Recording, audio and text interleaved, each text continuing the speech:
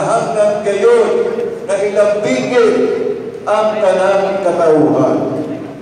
Dako ang papel niini nga plano sa implementasyon sa Metro Cagayan de Misamis tungod kay ang mga dagkong proyekto nga gisugyon ubos sa Sustainable Urban Infrastructure Development pinaagi sa National Economic and Development Authority Region 10. O karon nailhan nga ang Department of Economy, Planning and Development makahatag man o kausbawan o kaangarangan sa atong dakbayan sama sa Metro CDO Railway Projects. Lagitingan na kay Pioro Villanueva Section of Mindanao Railway Station.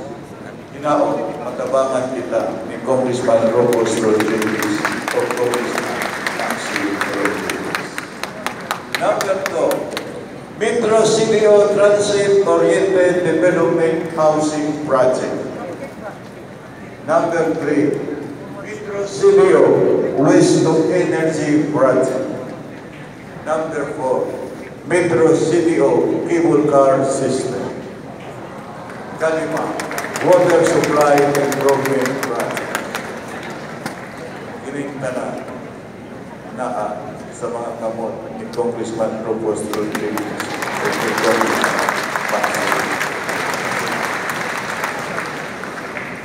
Atong gisiguro ang pagpahigayon sa atong mga plano, mga inisyatiba o proyekto sa Department of Public Works and Highways kung DPWH na mao ang musunod.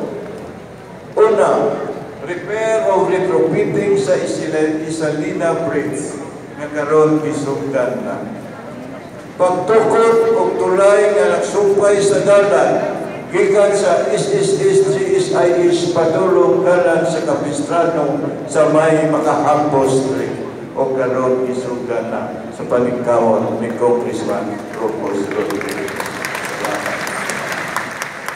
Ang atong updated CLUB nagsugyot o estratehiya diin gibahin sa 8 ka development areas ang tibuok dakbayan.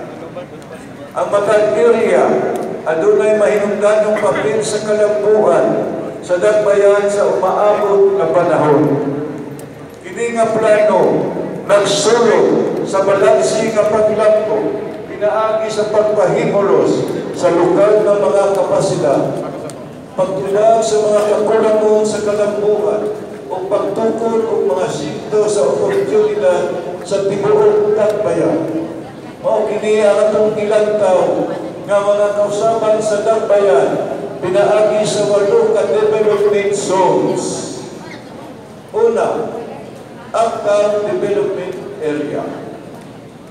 Ini nga mixed-use road hub na komplemento sa downtown area. Gilangkuban, kini sa Barangay Lumbia, Parque sa Carmen, o